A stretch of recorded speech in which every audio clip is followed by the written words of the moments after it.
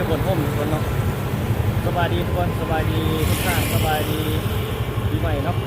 วันนี้เรามาเปิดคลิปดูเขตเหนือเส้นทุกคนวันนี้ขี่รถจักรวันนี้ยืมรถจักรเดี๋ยวเราไปพูดแหละเขตสีไข่เรียบนะนี่จุดกู้ภัยเพื่อนมาอยู่นี่เนาะมีรถดับเพลิงพร้อมเลยประจำการอยู่นี่เนาะเดี๋ยวเราไปเขตสีไข่เกี้ยวไปทางดงโดกไปทางห้วยหงไปทางนั้นพูดแหละตอนนี้5 โมงแรงทุกคนเลยเกี่ยวไปให้ทุกท่านได้เบิ่งในหลายจุดอันนี้อยู่ถนนอาเซียนเนาะเขตบ้านวัดไต่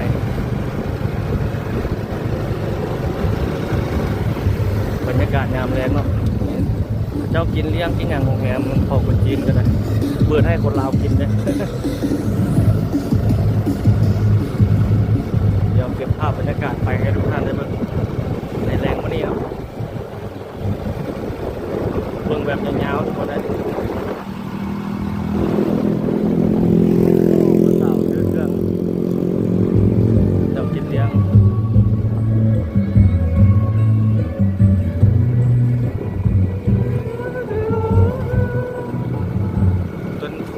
เจ้าตัดเอาเลยเว้ยรุ่นนี้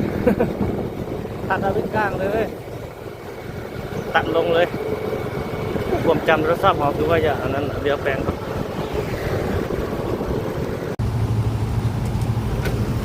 โอ้ไปต่อทุกคนมื่อนี้สลับกล้องหน้ากล้องหลังก็ได้จะปิ้นเอาได้แบบนี้เดี๋ยวรถทราบหอกินรอดผมมื่อนี้เมื่อวานนี้ผมได้ใส่กันนะใส่ถุงแล้วใส่ถุงมันผ้ามันจะปวดเจ้งมันจะมัวทุกคนตอนนี้ประมาณ5 โมงนี่ไปทางหน้านี่สอดใส่ถนนพานงเขตปานอากาศเบื้องนั้นรถติดเลยทุกคนเลยเบื้องนั้นเข้าเมืองเดี๋ยวมื่อหน้ายังมือสุดท้ายนะจึงถ่ายเข้าไปทางนั้นนี่ตรงรถไปทางนั้นกำลังเต็มเลยเขาจะเกี่ยวไปทางสีไทยวันนี้จะไปทางนั้นเรื่องหลายจุดเลยเบื้องทางนั้นรถติดวันนี้แห้งสิบปีกว่าวานนี้ตอนเขาไปรถติดพวกกระไรแล้ววันนี้เขาจะเกี่ยวออกทางนี้ให้ทุกท่านได้เบิ่งเนาะวันนี้ไปทางนั้นแล้ว เดี๋ยวมือสุดท้ายจึงไปทางนั้นอีกครั้งเนาะแต่ว่ามื้อนี้เอาไปทางนี้ก่อนไปทางสีไทยเกี่ยวไปหนองแก่งหนองเบิ่งกูเลยโอ้รถนะเบิ่งนะว้าว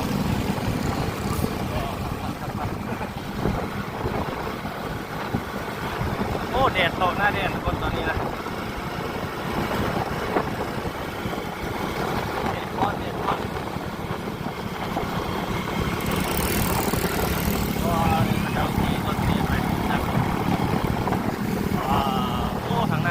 น้ำปลากระไรว่าจะไปรอดเร็วกว่ากัน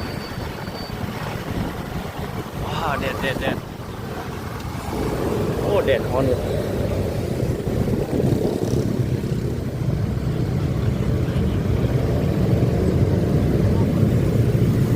เด็ด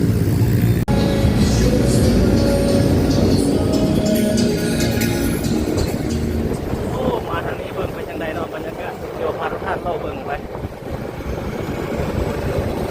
โอ้เบื้องนั้นรถเข้าไปในเมืองหลายเบื้องนั้นโอ้เด็ดฮอนทุกคนเลยตามเด็ดโอ้นี่ขัดเจ้าลีนหลายเนาะทั้งสองด้านเลยโอ้วัยรุ่นเขตนี้ก็หลายคนสมควรนี่สองข้างทางเลยเนาะนี่น่าจะเป็นเขตบ้านสีไทย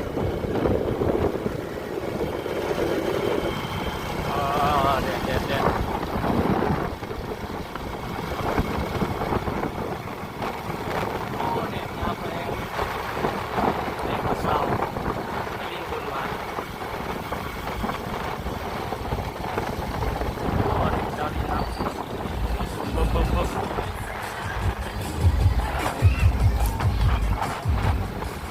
ด็ด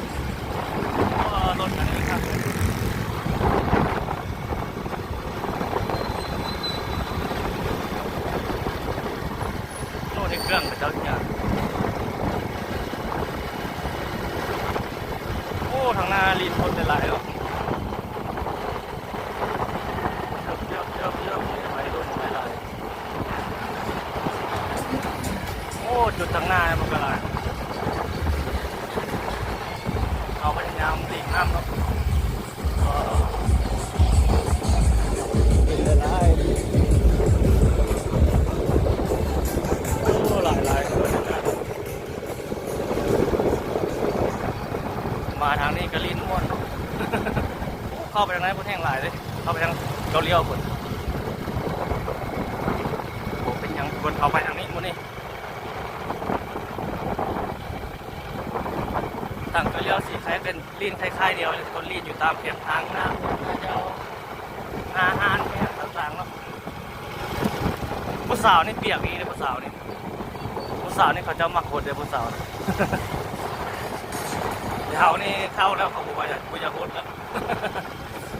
ผู้สาวงามๆนี่โอ้แห้งเปียกนี่เลย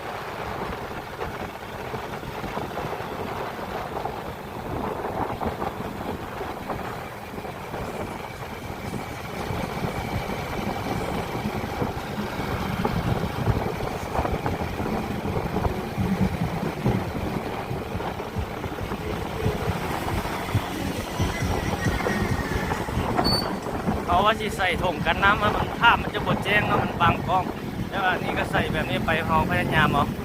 เมื่อวานนี้เป็นอย่างเกือบว่ารอดวันนี้ก็เลยรอดเลย วันนี้เขาก็ไปค่ำอยู่บนแหละเขตตลาดสีไข่ทั้งหลังเข้ามานี่ไปฮอดเขตนี้เนาะดาวดินเนาะพับเทคนี่ของคนจีนดาวดิน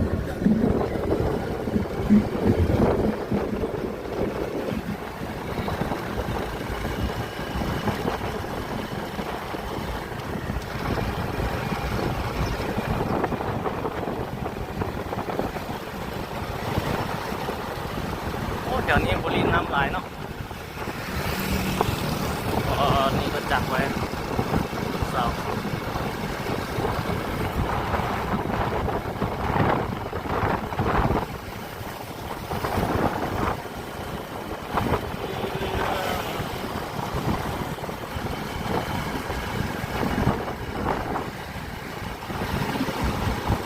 นี่อยู่ข้างหน้านี่ก็มีด่านนึงเลย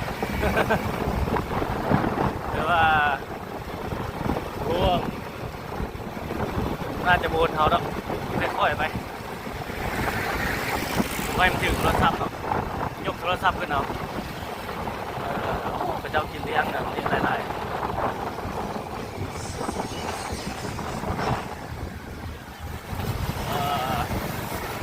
ก็ยกโทรศัพท์ขึ้นไปต่อ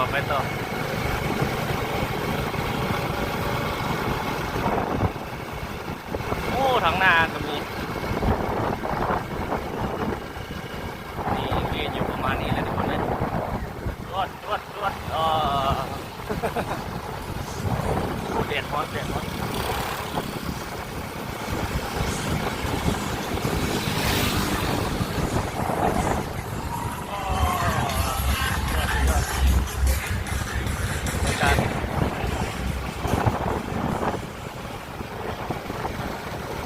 จุดข้างหน้านี่ก็คือกันเนาะ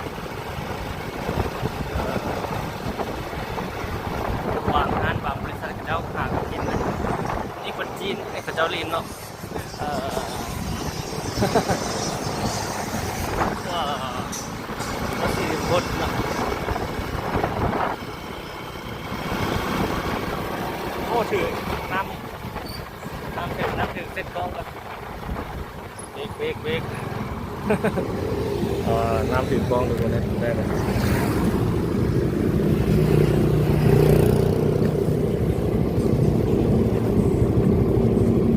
ได้ละไปต่อเบิ่งแบบยาวๆทุกคนเลย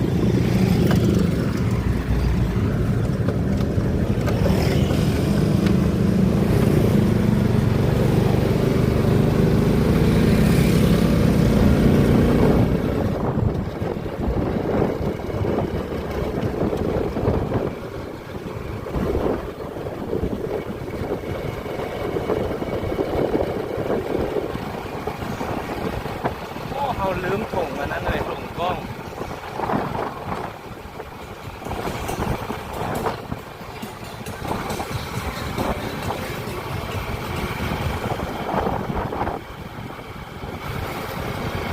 มีบรรยากาศเนาะทุกท่านพาทุกท่านทุกคนนอกเบิ่งบรรยากาศอยู่ในเขตนี้นะแล้วกินหน้าบ้านจัดการเลยส่วนหลายออกมาเล่นอยู่แบบนี้ส่วนหลายจะเป็นวัยรุ่นเนาะ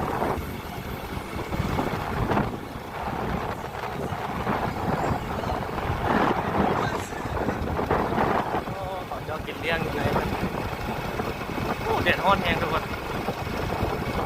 แต่ว่าเริ่มจะใครแล้วนี่เจ้าเล่นกินอยู่หน้าบ้านหน้าเงินแบบนี้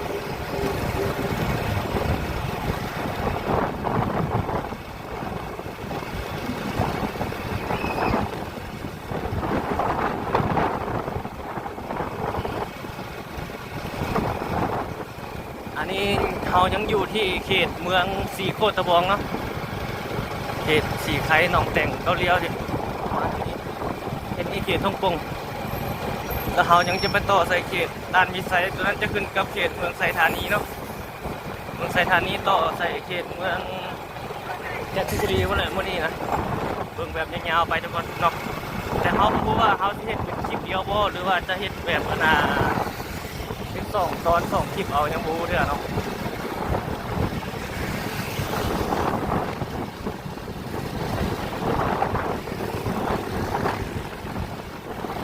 คุณเจ้ากำลังกินเลี้ยงเลย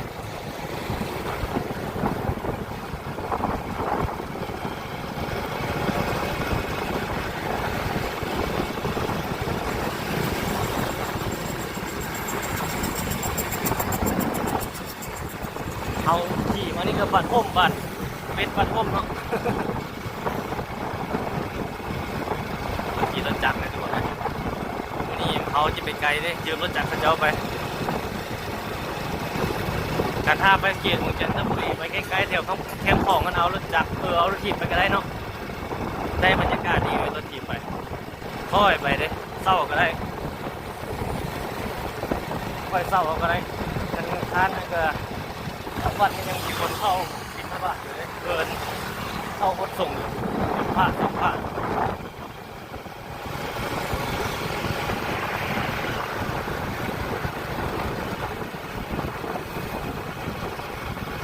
นี่เขตตลาดน้องเนี่ยวละเห็นนี่เข้าหก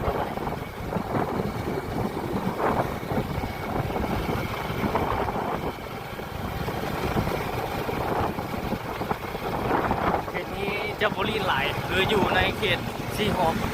นี่สีหอมผมมาเขตบ้านปัจจันนี่โอ้คนเต็มเลยเขตนี้จะบริหลายบันไดเขตนี้นะ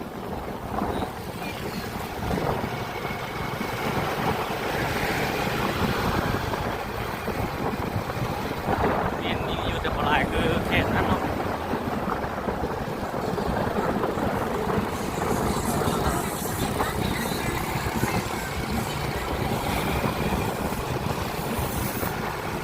มอนดีขนาด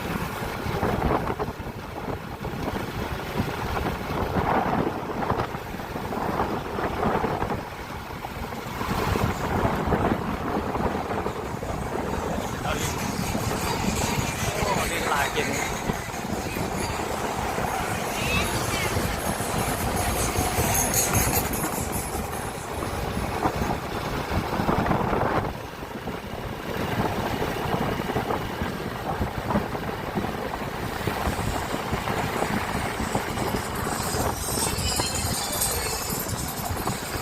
บรรยากาศทุกคน เก็บให้ทุกท่านได้เบิ่งได้ชมเนาะขอบใจ FC ทุกท่านที่เข้าติดตามโอ้ถึงน้ำก้อนเนี่ย ห้องในห้องว่าหนาวดิ น้ำก้อนมันเย็นเนี่ยห้องมันโอ้ยลง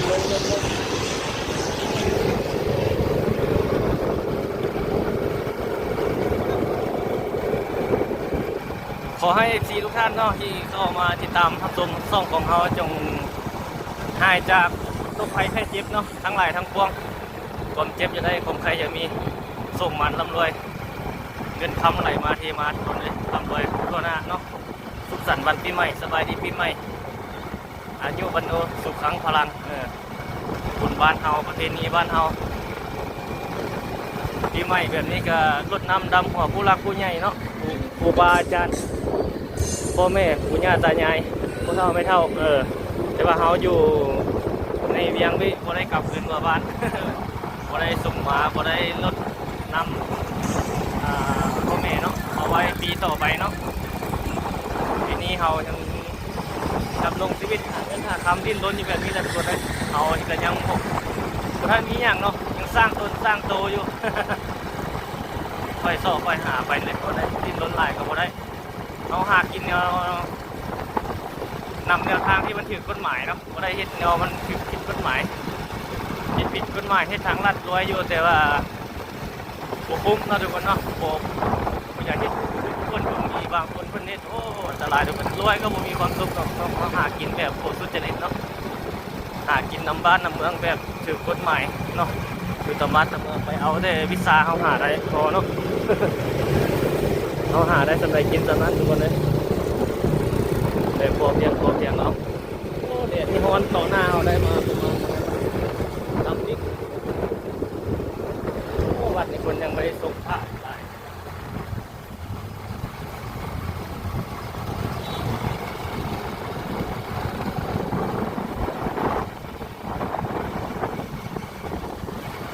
โอ้มาทางเสียดห้อยหงมาทางนั้นเนาะดีใหม่ทุกคนเลยเก็บให้ทุกท่านได้เบิ่งได้ชมไปบนบ้านเฮาบางท่านอยากเห็นโอ้บรรยากาศอยู่บ้านเฮาเมืองเฮาเป็นจังไดเนาะตอนนี้เข้าไปทางด้านบนเข้าไปทางนั้นไปตรงโอ้นี่พระเจ้ากำลังลิ้นกับเรากินอันนี้ก็ได้ลิ้นเต้นม่วนแล้วก็พักผ่อนมีแห้งแล้วก็สืบต่อ ตอนนี้เราจะเข้านี่เรา4 แต้มเนาะก็เงินหลังนี้งามเลยทางงานบริษัทเขาเจ้านี่กำลังมันกินเลี้ยงออนไลน์อ้าวบุษาว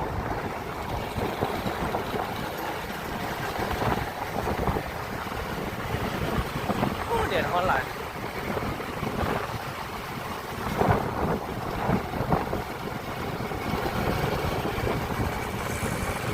เขตตลาดเราซี่ทำแดงเลย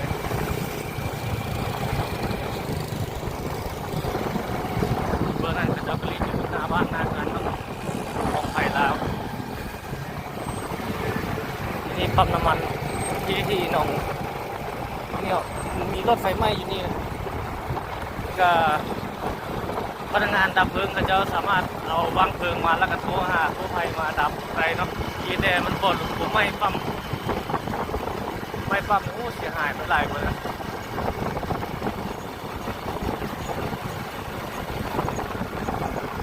ช่วงนี้มันฤดูร้อนเนาะทุกคนไปใส่มาใส่ก็ต้องได้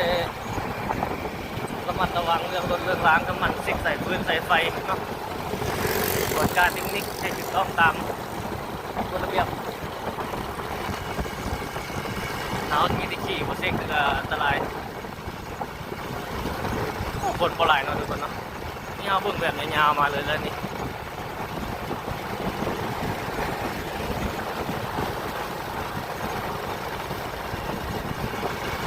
นี่ได้ประมาณ15 นาทีเดี๋ยวเข้าไปทางดงโดกไปทางทับเกตบนต่อมาเลยหอน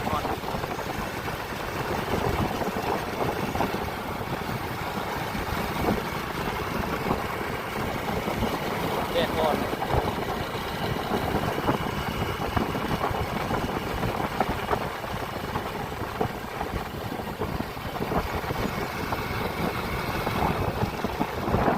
วัดไฟมงคลไฟแดงสีแยกไฟแดงวัดไฟมงคลไปซื้อบางเบียงคนเลยท้ายกับเข้าทำด่วนเอาจีนเนาะ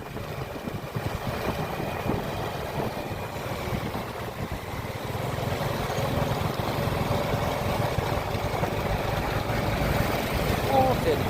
เจ้าเห็นอย่างโอ้รถต่ำเดียวคือว่ารถต่ำเดียว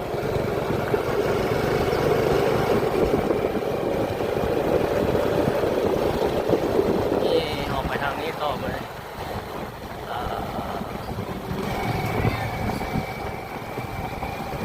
แถวนี้เงียบ ส่วนหลายเข้าไปในเมืองเพื่อนๆเนาะเข้าไปเขตเมืองจันทบุรีจุดนั้นหลายจุดนั้นสุ่มสนนักท่องเที่ยวคำว่าเขตนั้นมันลิ้นอยู่แถวนั้นหมดเขตนี้ส่วนหลายก็มีแต่แบบห้างบริษัทก็เจ้ากินซื่อๆเนาะ ตามแคมทางแล้วก็พ่อแม่ประชาชนอยู่สองข้างทางเนาะกินเลี้ยงบ่อสร้างสรรค์ไม่อย่างไปประมาณนี้ว่าจุดลิ้นแท้ๆก็มีแต่ในออนในเมืองพวกละ เขตเมืองจันทบุรีไปใส่เขตเมืองศรีสะเกษจุดหลักๆเลยเนาะเขตเมืองจันทบุรีเขตวัดจันทร์เนาะวัดไฮโซกมาหาเขตวัดสีหอมเขตนั้นหลายจุดเด่นจุดหนักนะ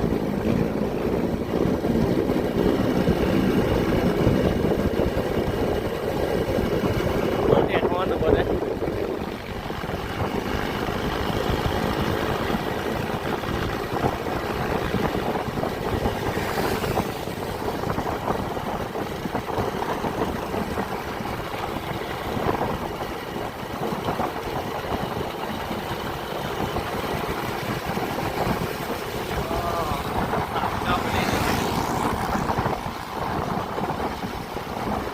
เขตนี้เงียบแล้วก็เดี๋ยวนำเดี๋ยวโอ้ฮานอยู่ส่วนนี้ปิดเท่าไหร่ที่ไม่เนาะแล้วบุญแล้วงานเพื่อจะกลับมาปกติมาที่เจ็ดเนี่ย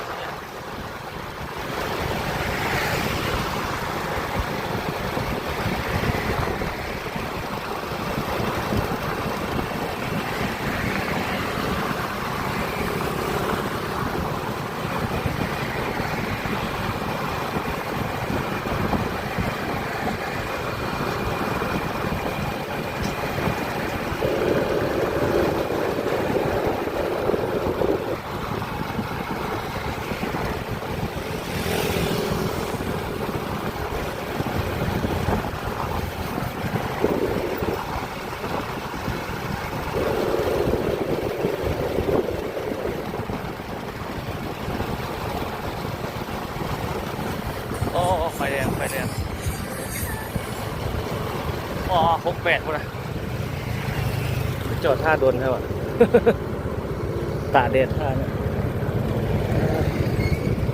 เบื้องรถเลี้ยวเข้าไปนี่เข้าไปพุ่นอ่ะเข้าไปตรงนัสโซว้าเมื่อยมือ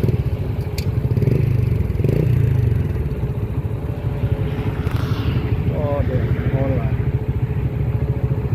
ตอนนี้ได้จากนาทีละ19 นาทีเนาะเข้าไปทางตันไปไซห้วยหงโอ้ซีวีไลไปทางนั้น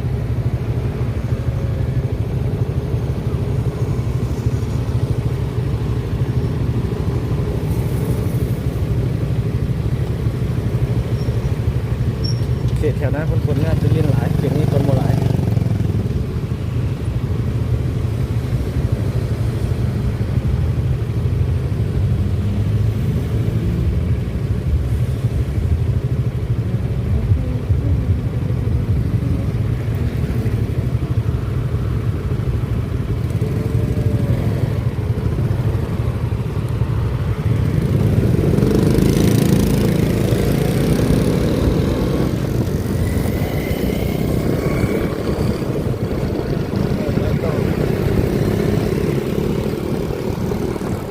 เขตนี้คนโบราณหลายเนาะ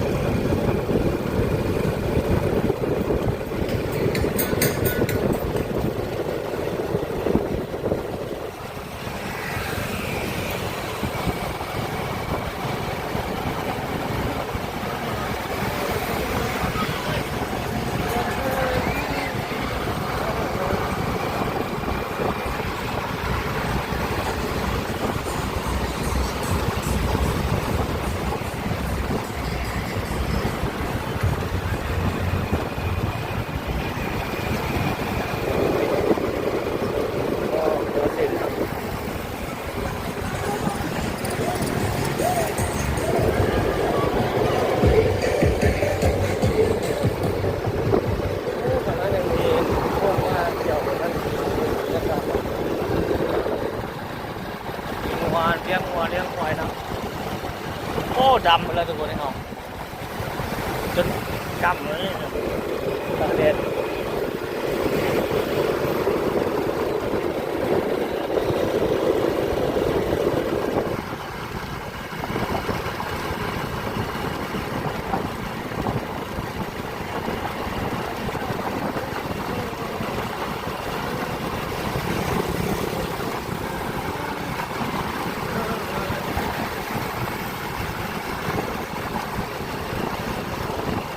สังเกตนะ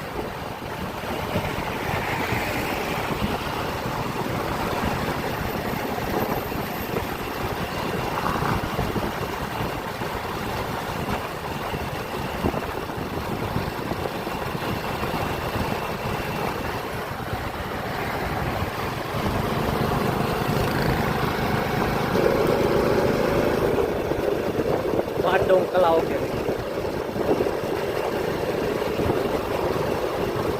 สังเกตเป็นทางหน้าเอาพุ่นเนาะสังเกตแล้วหนองพญาหนองมันตกหนองพญาแล้วตามีไซบรรยากาศเนาะเก็บไว้ทุกท่านได้เบิ่งได้ชมเนาะนี่พระเจ้ากินเลี้ยงตามยาวตามเหมือน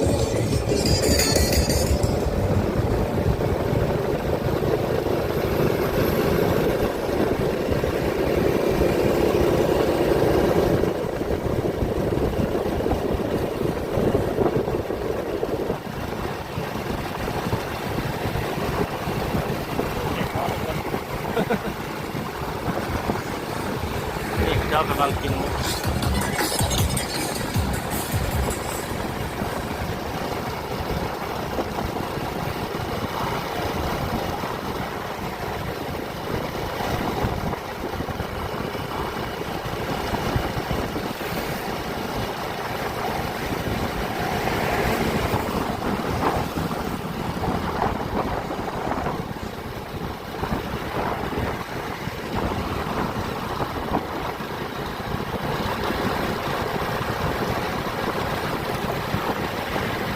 มันสังเกตเดี๋ยวนี้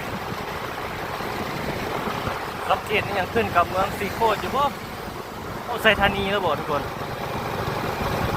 ไซธานีน่าจะไซธานีแล้วเกมนี้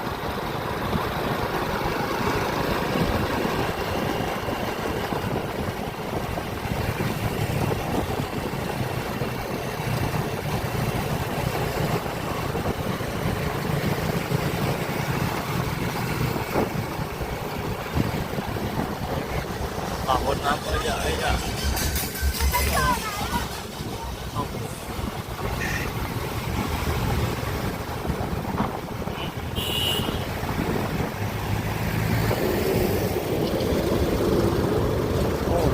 ไปโหดในรถกันนะ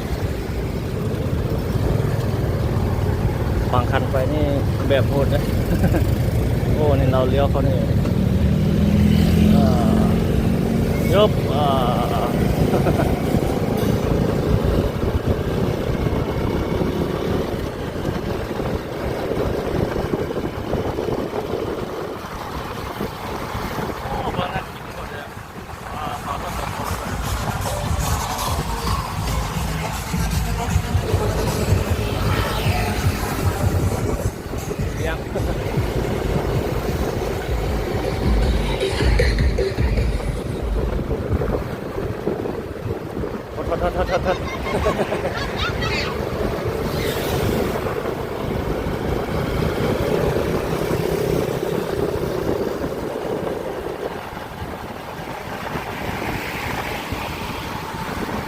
เอารถขึ้นจอดอยู่กูกลางทางเลยเจ้าเห็น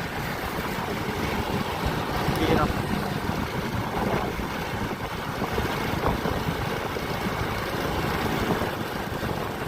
ก็เด็ดเริ่มก่อนแล้วทุกคนนะ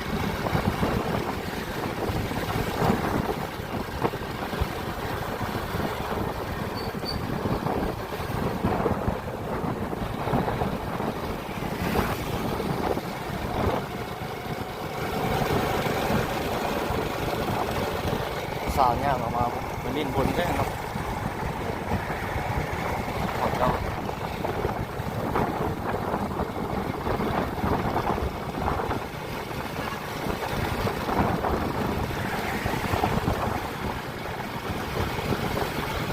นี่แหละทุกคนเวียงจันทร์ในบุญปีใหม่ลาวเนาะเวียงจันทร์ในวันสงกรานต์ทางงานบริษัทก็เจ้าก็กินอยู่หน้าบ้านหน้าเมืองแบบนี้บรรยากาศอยู่บ้านเขาคนแหละมันคือคืนแท้มันเขตในเมืองคนแหละ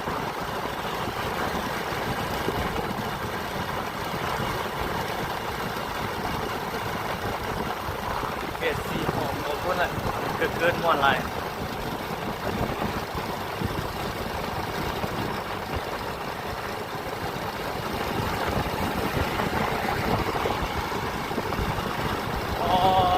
ออนไลน์ทุกคน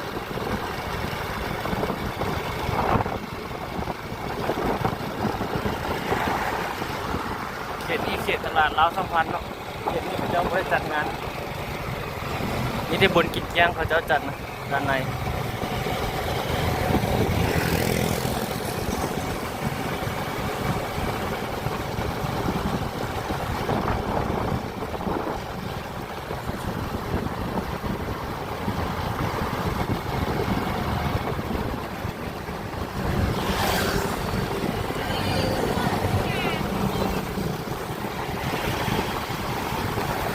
พอดี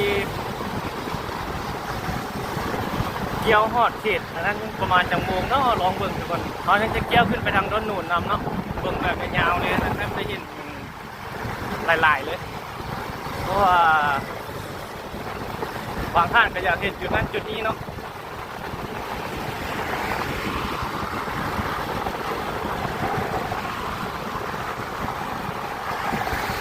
ก็รถคันนี้ครับเลยรถรุ่นเก่าไปไบรท์ที่นี่เป็นเล็กเซนแล้วบ่เจ้ามาโชว์ซื่อๆเนาะสาวเล่นมาผู้สาวย่างนี่ก็งามเลยสาวน้อยสาวน้อยห้อยโย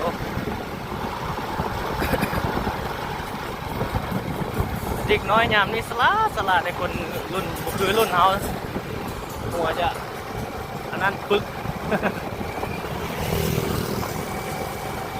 อันนี้เขตบ้านห้วยหงเข้านี้ไปวันนี้ก็จะเปลี่ยนไปเข้าทางหน้านี่เนาะนี่เป็นเจ้าลิ้นกินอยู่หน้าเงินหน้าบ้านเลย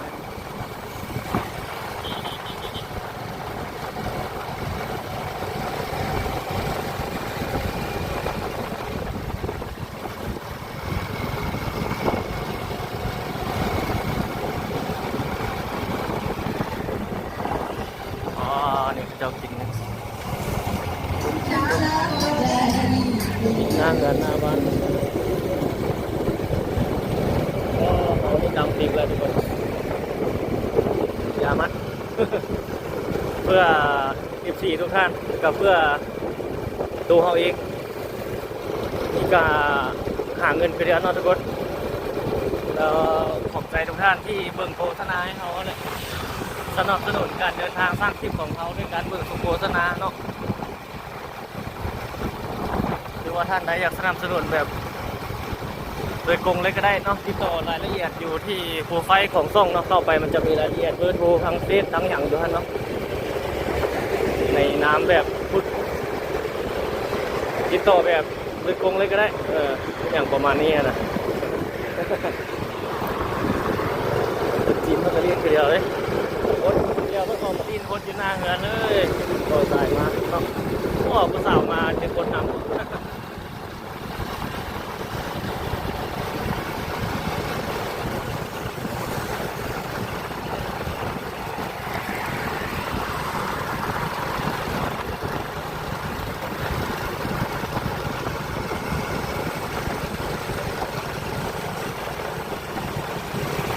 ยาวไปฮอดเขตนาต้นหนุนคนเลยเดี๋ยวเขาจะเกี่ยวเข้าห้อยหงก่อนเอาหง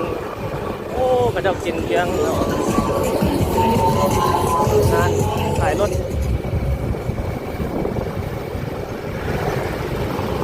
ร้านขายรถนี่คนเชียงของหลายเลยร้านขายรถอยู่ตามแคมทางเลยถ้าท่านใดอยู่เวียงหรือว่าคนเวียงจันทร์หรือว่าท่านใดเคยล่อซื้อรถซื้อรางน่าจะรู้เนาะ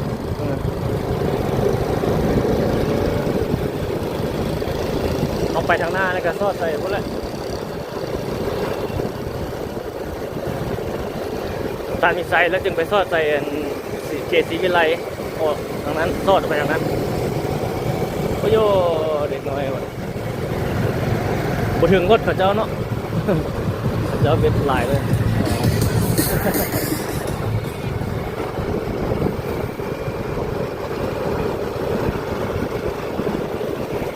ขี่รถจักรไปเนี่ยเขาเห็นเขาพวกนี้รถหรูอ่ะอ๋อรถหรูจอดนี่มาขายเลยรถเขาจับโทรศัพท์มาเขาเจ้าก็บ่ฮดนะเขาเจ้าก็ฮู้เลย บางคันนี่เล่นไปไว้นี่หดน้ำใส่ลมเลยทุกคนเลยต้องได้ค่อยๆเนาะผ่อนความไวแล้วจึงหดใส่เพราะมันเร่งหรือเขาสาดใส่นี้โอ้บ่ได้ทุกคนเลยบางท่านนี่เขาเจ้าขับรถจักรเขาเจ้าก็เมาก็มีเนาะบางคนนะเอาไปสาดใส่เขาเจ้านี่ก็พุ่นเลยก็มีเลยนี่ภาษาหดน้ำอย่างนี้สาวเล่นน้ำ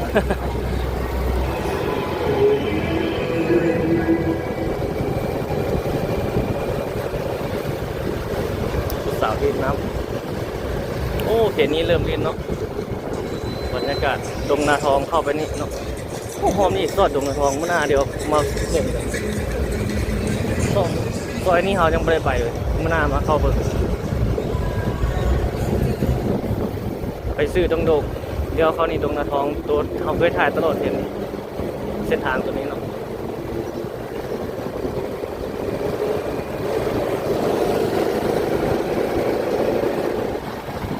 เสียงรถนะเจ้าเองแน่ๆวะเบิ้ลโอ้มานี่ได้เข้าห่มละ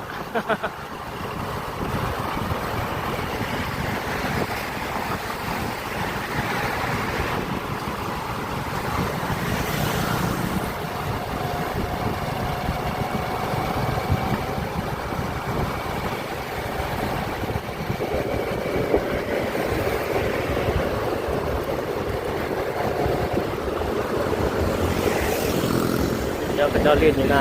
บ้านเนาะ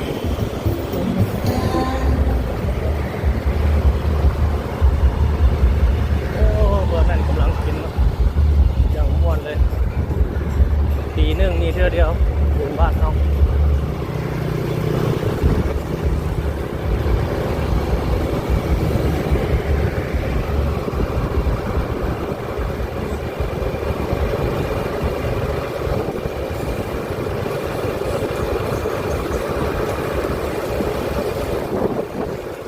ไปเรื่อยๆทุกคนเลย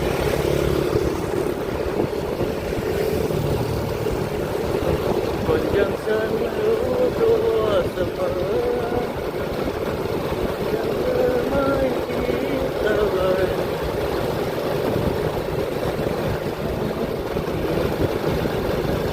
เขตนี้เขตบ้านตาจีไซแล้วทุกคนเลยเรายังคงมีภาพบรรยากาศไปเรื่อยๆแบบต่อเนื่องเลยเนาะ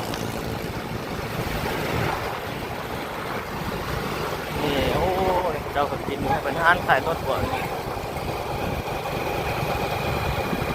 กินอยู่ยาวอยู่นั้นปลอดภัยอีกแบบนึงเนาะเมาแล้วก็นอน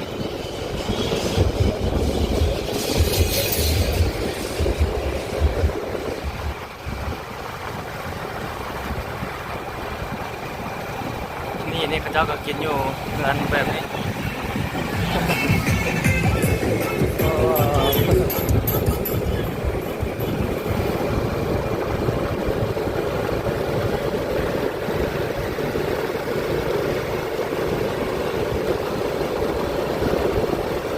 บรรยากาศทุกคนเลย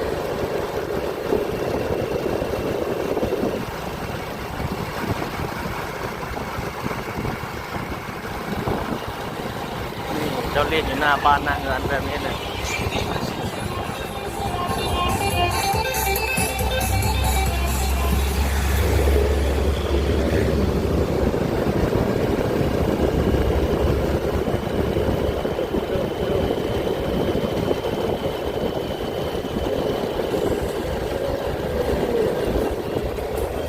โอ้นี่ก็กินเลยอ่ะ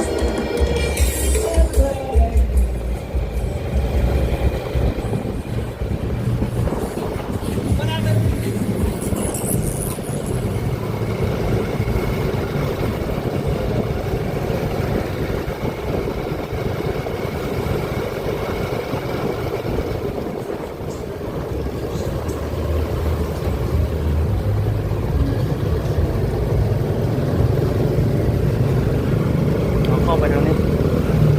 โอ้ดำกันละโอ้เนี่ยกระเจ้าหดอยู่นี่เนาะลาย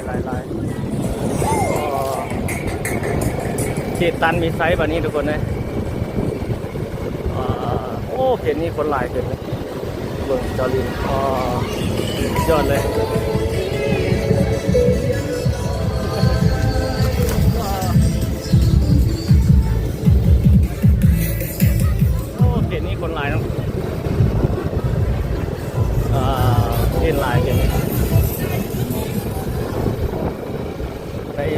เต็มเลยคนนำเลยบอก โอ้เขตนี้คนหลายอยู่นี่มีบ้านตามพิสัยเนาะเจ้าเข้าทรงผ้า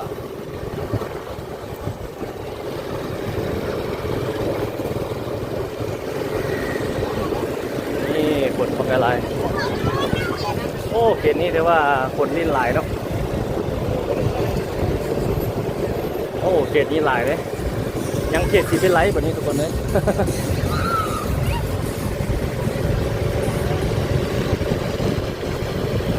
โอ้รถขนาดจอดจ้ะ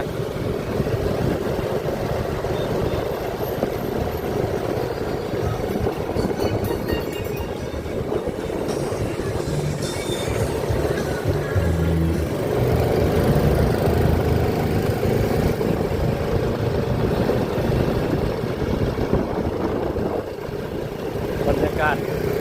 โอ้แถวนี้บุญยิงบุญจะมีเนาะมีแต่ทางนั้นเขาทางเจ้าไปทางตันพิสัยตันพิสัยทั้งหลังเขาผ่านมาละทางหน้านี่เป็นแต่เป็นเขตห้วยหงส์เนาะห้วยหงส์แล้วสอดใส่เขตที่เป็นไรโอ้สร้างคู่ไปทางหน้าคนเลย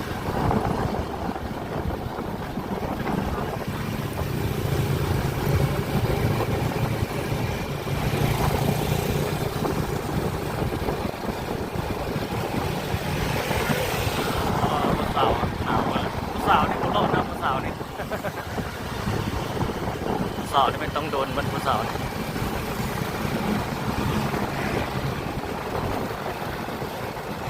ก็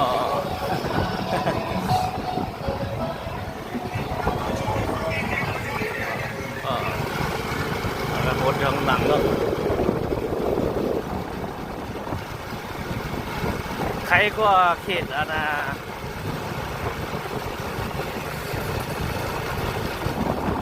นั้นทางหน้าคนโบหลายเนาะทางนี้หลายทางเนี้ยไม่มีคนลิ้นหลายอยู่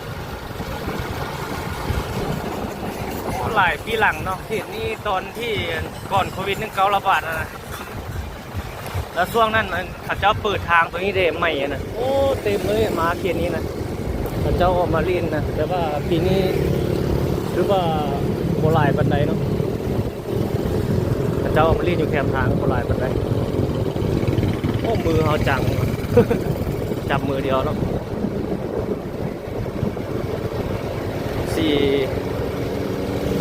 40 นาทีแล้วตอนนี้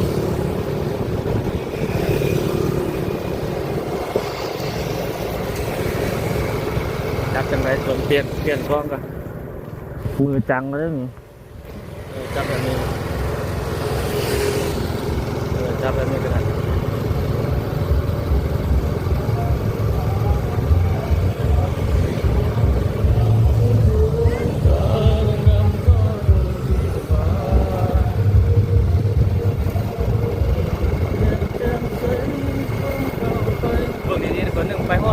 เปิดมาเบิ่งคลิปผมมีเวทตายนะส่งบ่ได้บันทึกกับเวทเลยเนาะโอ้ทางหน้านี่ยังมีคนหลายอยู่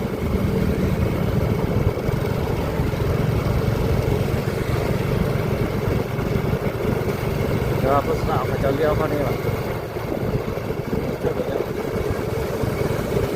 จอดอย่างนี้เนาะ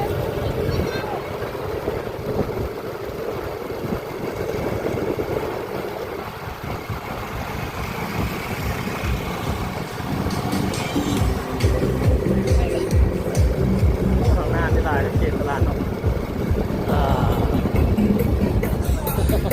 โอเคเยอะ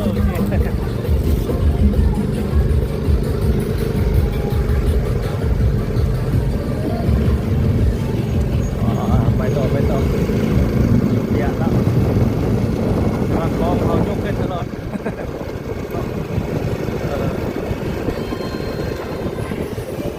รถ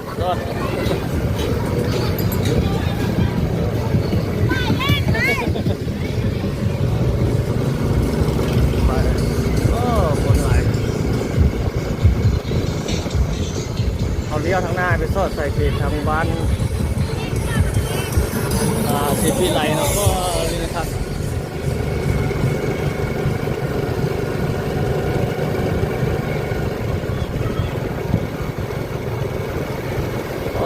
าวหลายทางนั้น นี่บรรยากาศโดยรวมๆไปเนาะ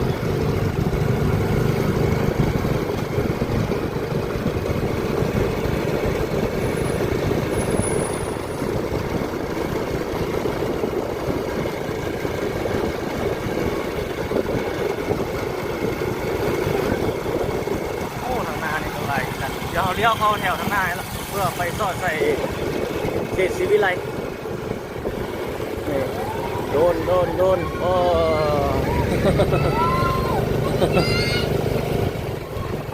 มวนยังอีกมือเดียวนอกจากคนใดมือกับมือละมือสุดท้ายละมือสังขารขึ้นละแต่ว่ากำลังการลีนการอย่างนี้ก็จะผ่อนลงละมือจะปลายบันไดละมือนี่เนาะลายนะเดี๋ยวเขานี่ละเดี๋ยวนะ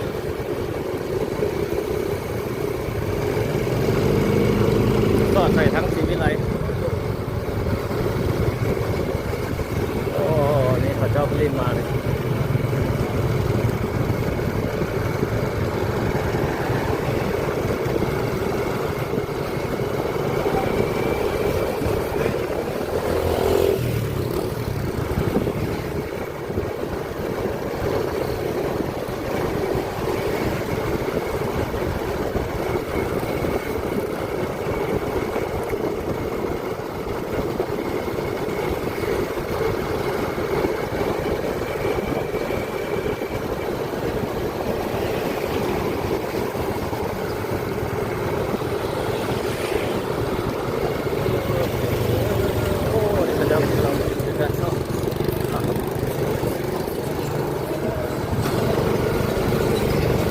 เมื่อยมือเติมได้ทุกคนเลยเขาจับกำไซเดี๋ยวนี้จับกำสวกกำขวาไปสมองไปแล้วเป็นอย่างจับไปต่อได้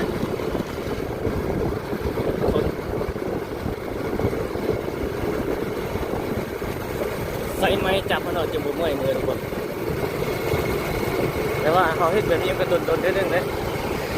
แบบยาวๆแบบนี้เลย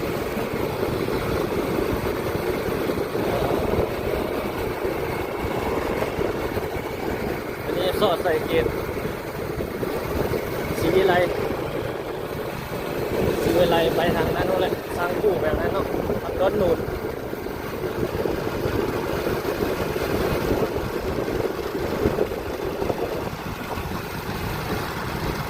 ตะเวนตกดินแล้วทุกคนเลยตอนนี้เป็นบรรยากาศยามหัวค่ำละ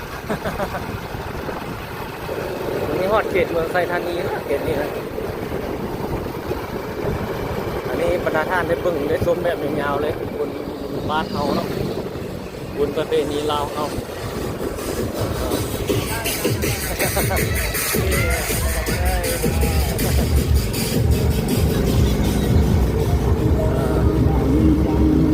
เทียบมาดูกันเลยนี่เป็นอย่างเนาะบนบ้านเขา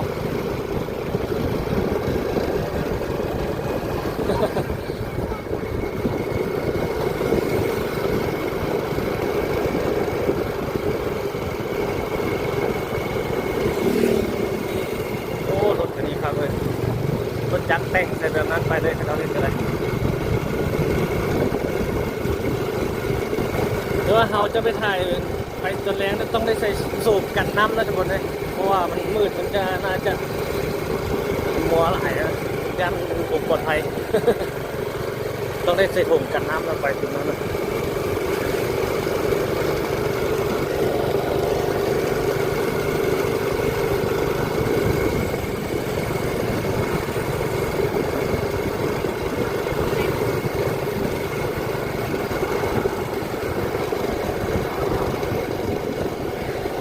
ยาวไป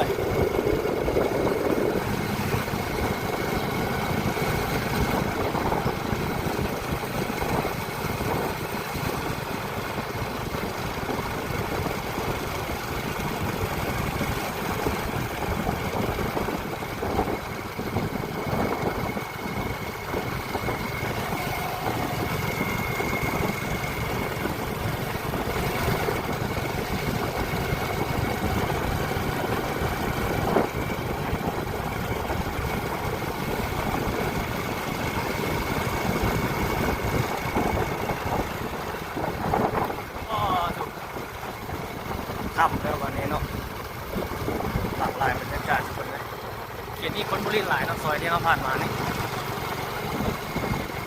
เขตบ้านสายน้ำเงิน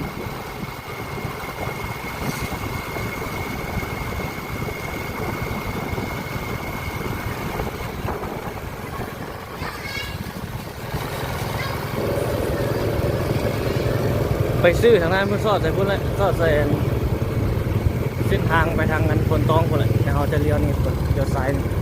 เข้าไปทางนั้นไปทางด้านนู้นให้ทุกท่านได้เบิ่งบรรยากาศอยู่บ้านเขา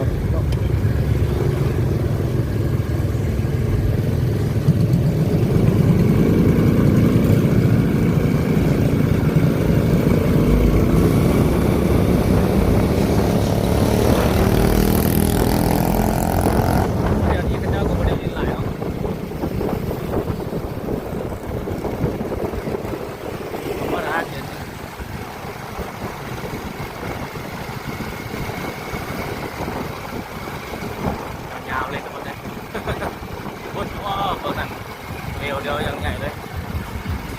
ตลาดสายน้ำเงินบูสาวบูบอลบูเพลโอ้ทางหน้านี่มีนะ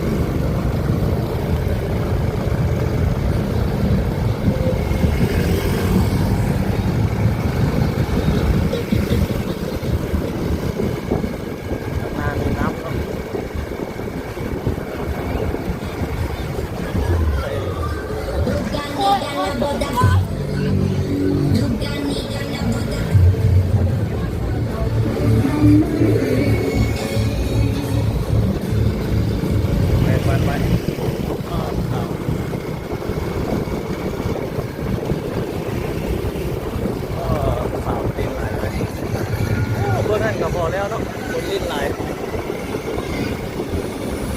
เขาขี่รถนี้เดี๋ยวไปพอทุกคนเขาก็พยายามไม่ค่อยที่สุดเนาะให้มันได้เห็นภาพนะ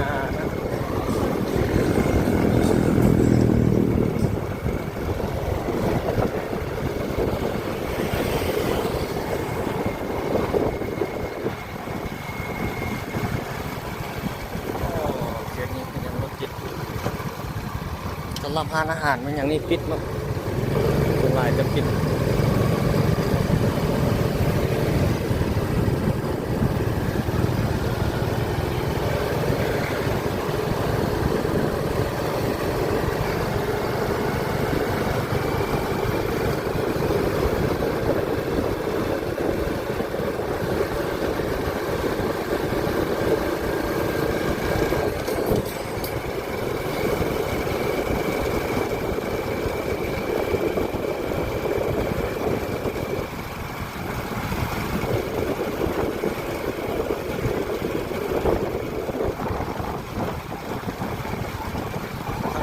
ใจหอดเขตโด่งๆละ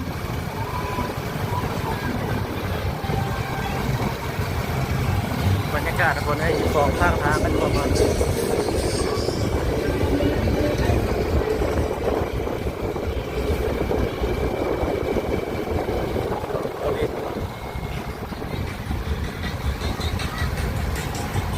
เข้าไปทางนี้ก็มีคนลิ้นกันแต่เขาจะบอกว่ามีลิ้นนะคือกันนะเอาไปทำโด่งๆทางหน้านั่นขึ้นไปทางหน้าโด่งๆเห็นอะไรกันสักโอ้ทางรูปเขานี่เย็นหมดละไม่ต้องกินนานไม่กระเจิงลิ้นนะสลายมันยังไงต้นลิ้นอยู่นำทางเลยมีต้นสืบทอดเนาะรุ่นสืบทอดรุ่นต่อรุ่นต่อรุ่นไป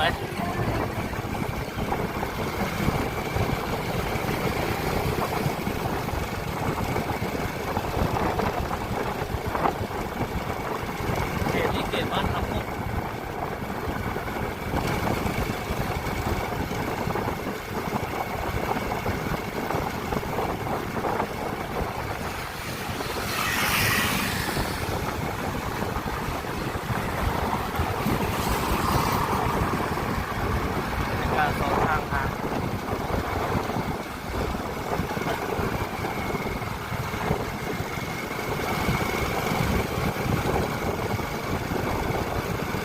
าวไปนะทุกคนเลย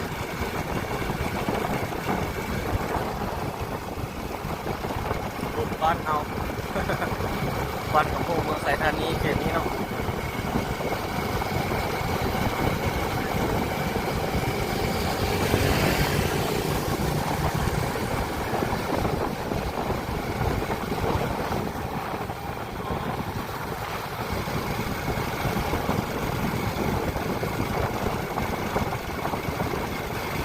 เข้าไปผ่านเขตดงดุเลยเนาะทุกคน ก็ได้มาแล้วก็ออกไปแบบนี้เลยว่ะเดี๋ยวไปเพิ่งมันจะไปได้หรือยังไงโอ้มือเขาจะจังเดินเน่งๆมือแล้วนะ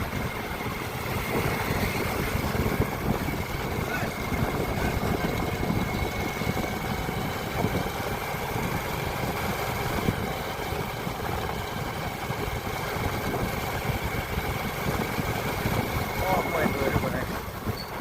แปรงมือก่อนโอ้มือจังนะมือเดียวจุ๊บเบื้องมือก่อนไหวโยอึบธรรมดาเขาเคยจับแต่กำซ้ายมันกูภัยมาทั้งหลังโอ้รถตัวนี้รถจังมานี่ละคุยจนแก้วเนาะในสมองไปเลยจับเป็นไรต่อจะกี่บวกไม่เหมือนเห็นเดี๋ยวนี้เนาะไปต่อ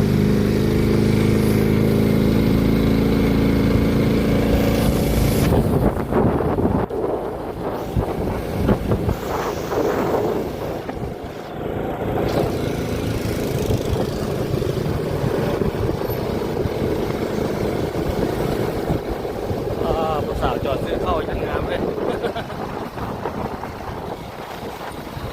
เข้าไปขี่ต้องดูเลยซะเลี้ยวซ้ายเนาะ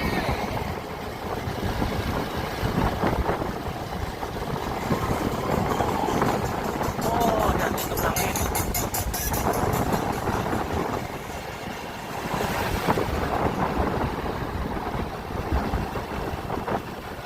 เลี้ยวซ้ายทันมั้งโอ้ทันทาง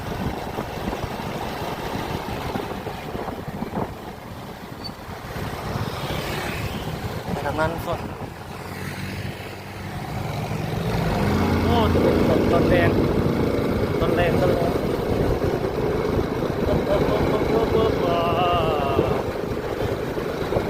ยามแรงบ้านเขาเข้าไปดงต่อท้องฟ้าสีขาวยามแรงบ้านเขาแสงตะเว้นเราเฟ้อสูริญญาคอยคำเงิมดีเข้าไปดำรงต่อทุกคนนะ โอ้เบิ่งแบบยาวๆไป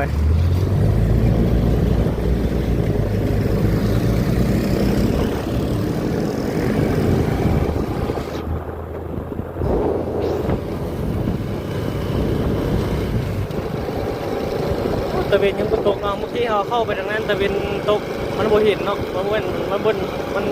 เฟื่อบังพวกเมื่อกี้มาเป็นอะไรเห็น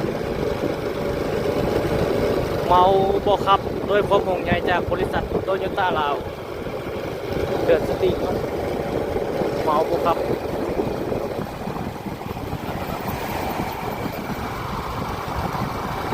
ขับไปนี่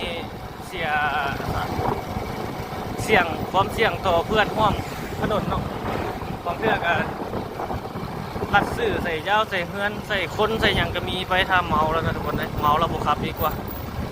เมาแล้วจอดนอนส่งเมาค่อยไปต่ออันที่ไปนะ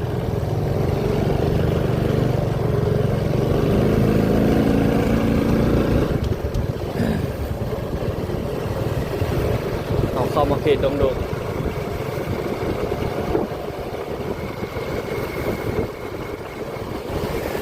โอ้เขตนี้ก็มีคนรีดอยู่บ่มีอยู่เนาะแต่ละจุดระบวนนั้นรีดไปหมดนั่นแหละแต่ว่าคนหลายน้อยเท่านั้นเอง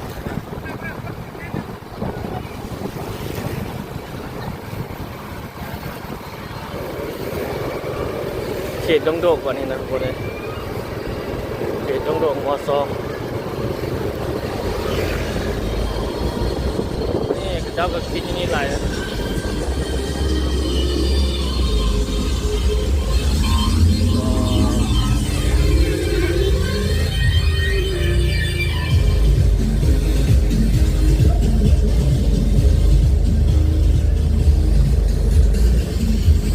เพลงนี้มีบอกว่าจะมีลิขสิทธิ์หรือเปล่า ถ้ามีจะไปแก้ไขหลังบ้านคือมือเช้าในโดน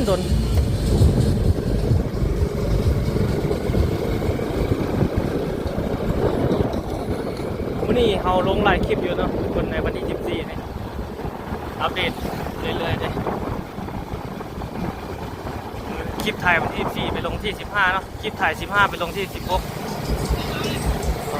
เราเรียนไปจันบางเพลงนี่มีลิขสิทธิ์เลยแต่คนลาวเขานี่มักฟังเพลงไทยอยู่แล้วเนาะเพลงไทยเพิ่นแจ้งลิขสิทธิ์เงินบางเพลงลาวเขาก็มีคือกันเนาะเป็นบางเพลงที่ผมมีลิขสิทธิ์นะโอ้ต้นไม้ต้นนี้ไง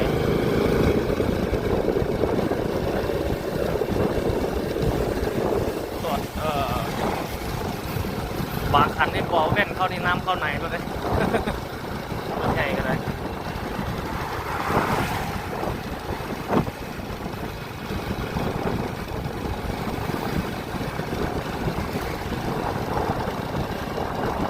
เดี๋ยวไปทางตลาดเขตซอดออกแบบนั้นเนาะแล้วก็ไปทางซอดทางโรงเรียนสาธิตคนติดนี่อย่างนี้ไปเบิ่งเขตทางหน้าเอาเขตตลาดเขตเป็นจังไดโอ้คนบ่มาหลายเนาะเขตนี้ธรรมดาแค่มือบ่พักกันนี่คนหลายเลยบ่พักเงียนบ่พักกันเขตนี่ประมาณนี้เลยเขตโด่งเขตตลาดเขตละนี่ขนาดเซเว่นยังปิดเนาะกูปิดเนาะโอ้ยคิดว่าปิดเซเว่นปิดแล้วหมดเลยทุกคนเลยเซเว่นนี่เปิด24 ชั่วโมงก็ที่มาปิดปีใหม่ไม่ได้เลยเนาะข้อดีของเซเว่นคือเปิด24 ชั่วโมงหิวอะไรก็แวะมาเซเว่นอยู่เลยตลาดเขตโด่งๆตลาดสดวิทยาเขตโด่ง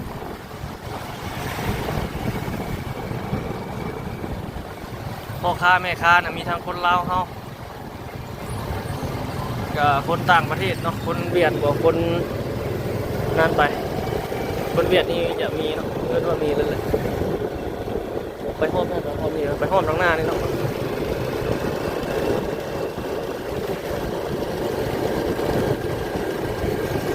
โอ้ตึกสูงๆอย่างหน้ามันเป็นอย่างเนาะตึกโรงแรมคนจีนได้นะแต่คนนี้ภาษาจีนเยอะหน่อยโอ้เอาบริมาทางนี้โดนโอ้ผมแฮมคนจีนมาอยู่แถวนี้จีนก็มานอนไกด์นักศึกษาเลยเกณฑ์นี้ขึ้นห้อมได้ดีทุกคนขึ้นห้อมทางหน้าห้อมนี่วะขึ้นห้อมนี่ซะเนาะ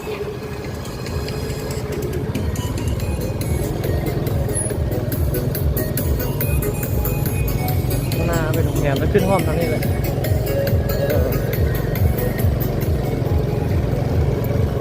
วันนี้ไปสอดใส่นะ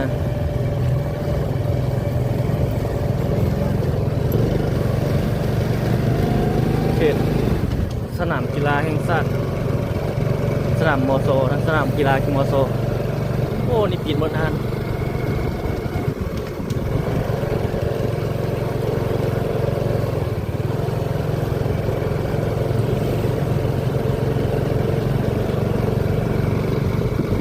บรรยากาศยามแรงบ้านเรา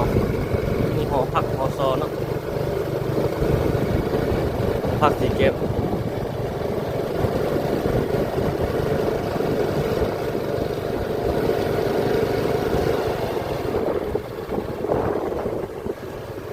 ได้สมองปลายแล้วทุกคนเลยเบิ่งยาวๆไปมาเขตนี้ต้นไม้หลายเนาะเขตโด่งๆนี่ยังมีต้นไม้หลายอยู่ธรรมชาติยังหลายเนาะ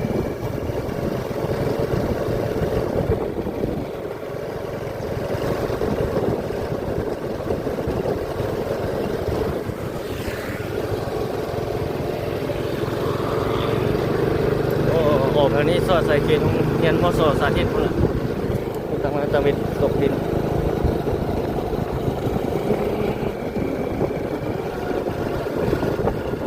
เห็นลายบรรยากาศเนาะเข เห็นทั้งในเมืองเห็นทั้งเขตนอกเห็น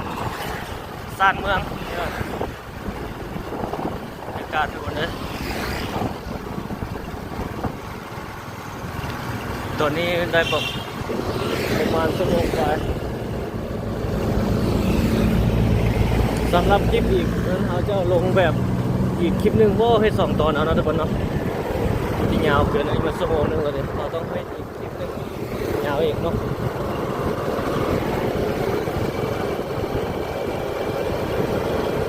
คลิปนี้เป็นเขตซานเมืองเนาะ ซานเมืองเด่นในเมืองเด่นคนเดียวเนาะเข้าไปเขตซานมีไซส์บ่ศรีวิไลนั้นมันก็บ่ได้เป็นซานเมืองได้เขตนั้นแต่ว่าคลิปต่อไปจะเป็นเขตในเมืองเนาะคลิปที่2เนาะคลิปนี้เราจะไปพิจอยู่เขตต้นโนนทุกคนยาวไปจนทอดเขตต้นโนน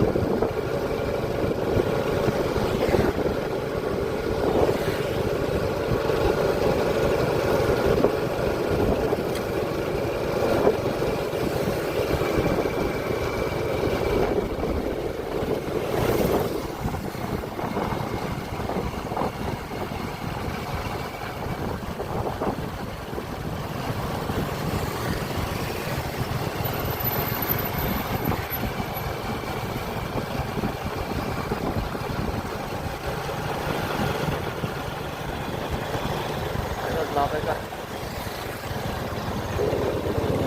โอ้ต้นไม้ยังหลายคืนนี้นะเย็นดี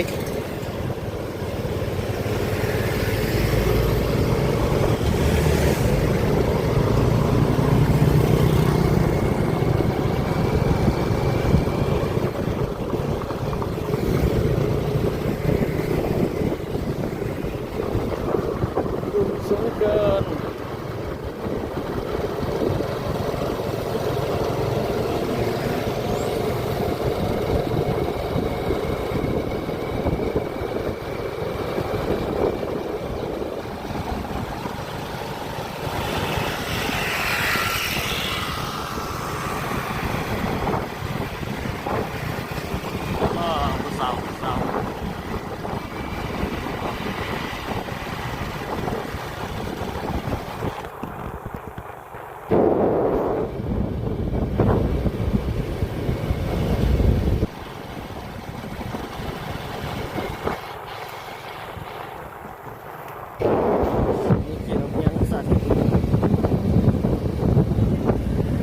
ยมสุขดุลสาธิต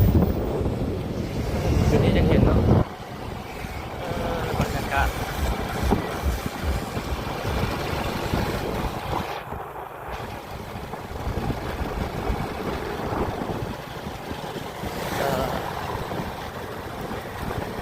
ในปฐมสาธิตปฐมอยู่คนหนึ่งปฐมอยู่คนหนึ่ง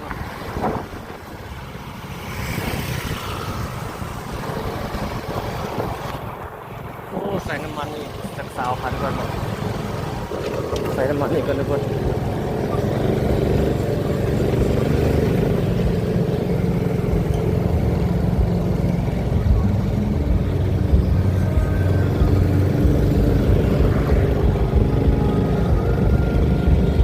โอ้ผมก็ได้ใส่เนาะปิดเนาะปิดชั่วคราวปิดทิ้งเลี้ยงโอ้เกมนี้เริ่มมีคนเล่นในเกมนี้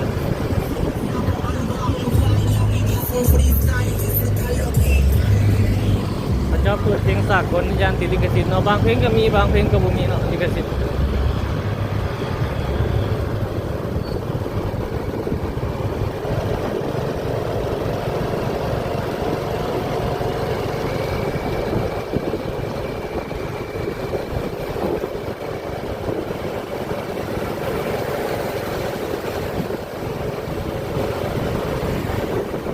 บ้านสร้างคู่เกมนี้นะไซธานี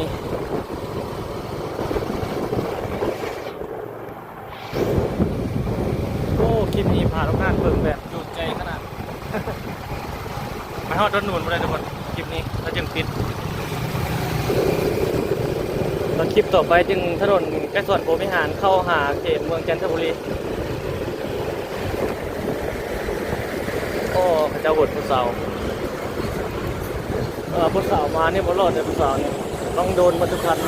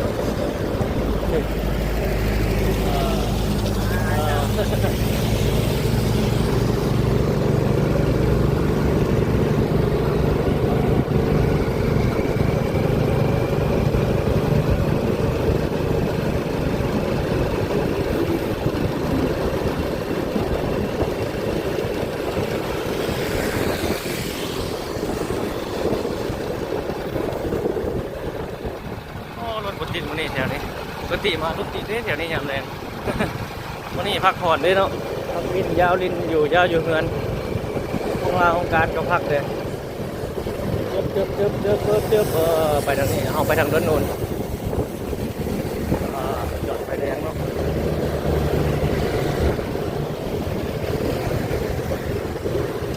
เดี๋ยวหัวเข้าในเมืองก็เข้าไปทางประตูไซเนาะเลี้ยวซ้ายไปทางด้านโน้นเขาจะเลี้ยวซ้ายไปทางด้านโน้นตอนนี้โอ้ไม่มือมันเป็นอย่างว่าเพื่อการผู้ชมยังไปต่อ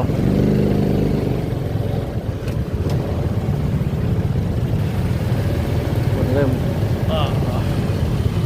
จอดรอ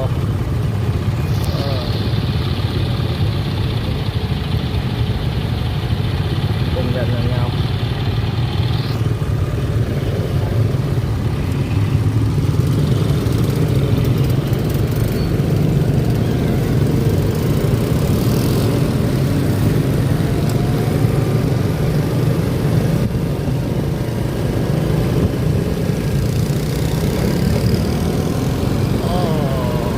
ทางนี้ต่อกัน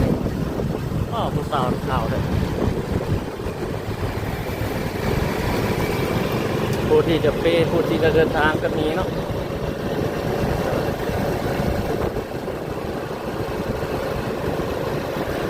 เจนี่เกตตอนนู่นแล้วถ้าคนไหนไปทางหน้าเอานี่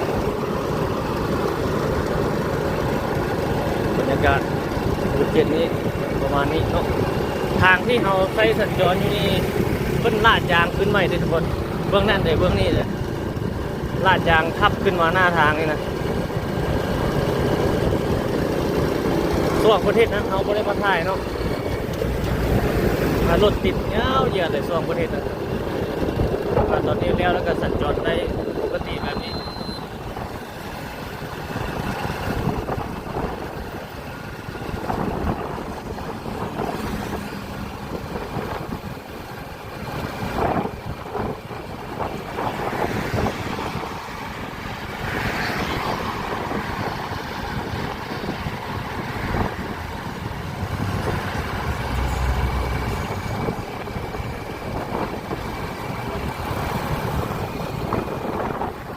บีบแกอยู่ข้างหลัง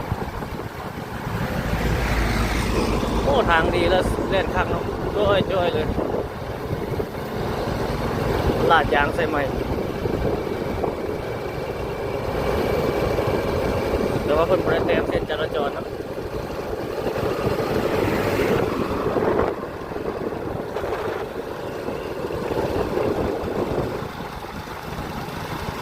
แว่นรถตัวนี้ตัวนึงตัวนี้มีตัวนี้มีเนาะ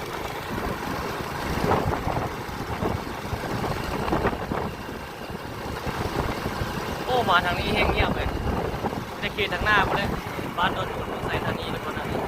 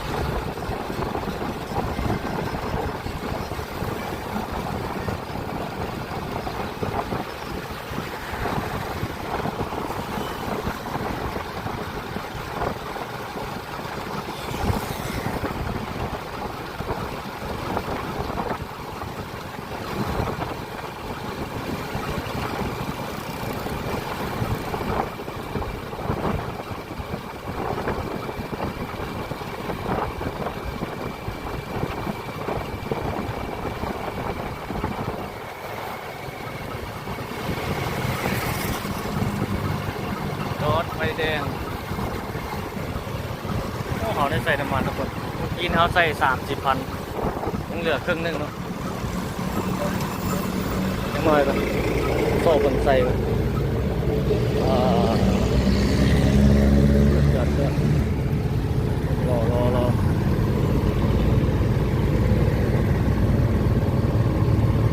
โอ้ตัวนั้นเห็นใหม่โกงอยู่บนนั้นตอนนั้นไม่ได้มีเนาะน่าจะเป็นคานเป็นอย่างกระเจ้าบ่ผมมองลงไปทางนี้ก่อนก็สิเลี้ยวไปทางนั้นยาวเลยถ้าทางนั้นมาเป็นรถตัวนี้ขึ้นไปเนาะทางนั้นบุมีรถออกมา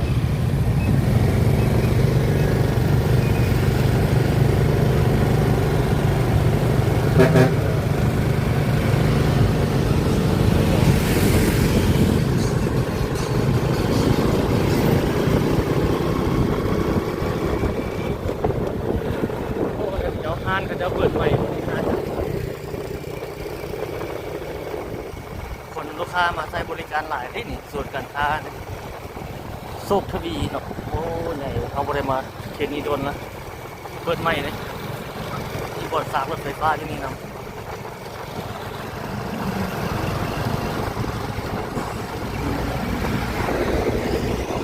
เดินทางไป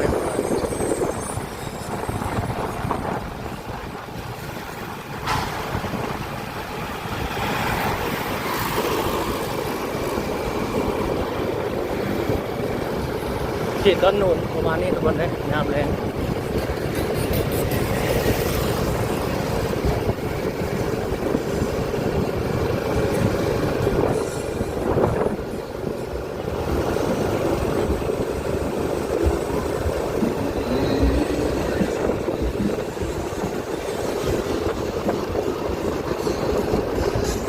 แล้วเป็นที่ชม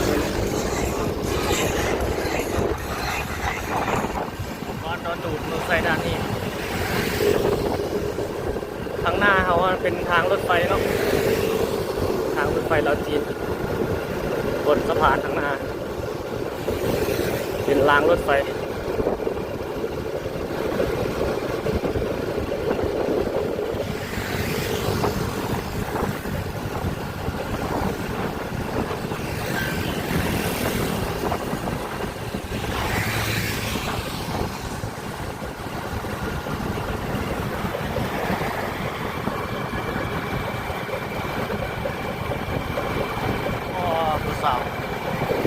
สาวตัวเลยนี่สาวเดือนกลุ่มบริษัทไปลาวจีน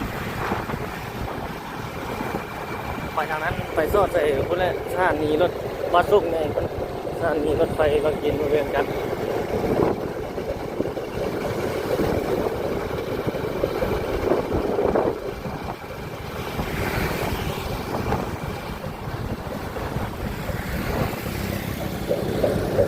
ไม่ยังดังเลยว่ะ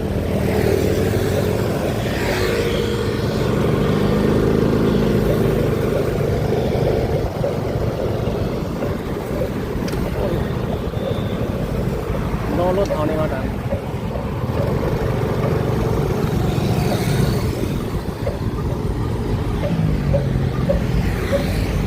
เขาขี่มาเมื่อกี้ก็บดังไม่ได้บดัง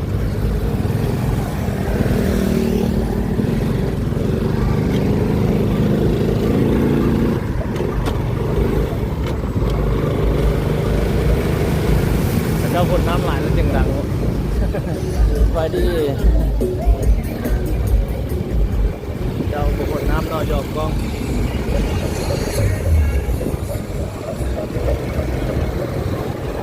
ก็ไม่อย่างดัง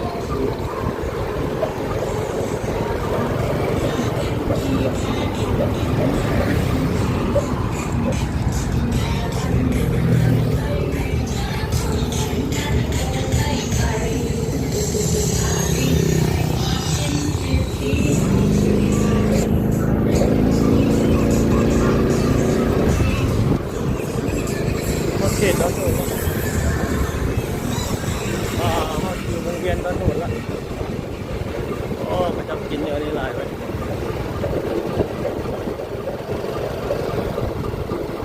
อ๋อยาวสุด ก่อนออกคลิปวิดีโอนี้ทุกคนผมเปลี่ยนตอนโน้น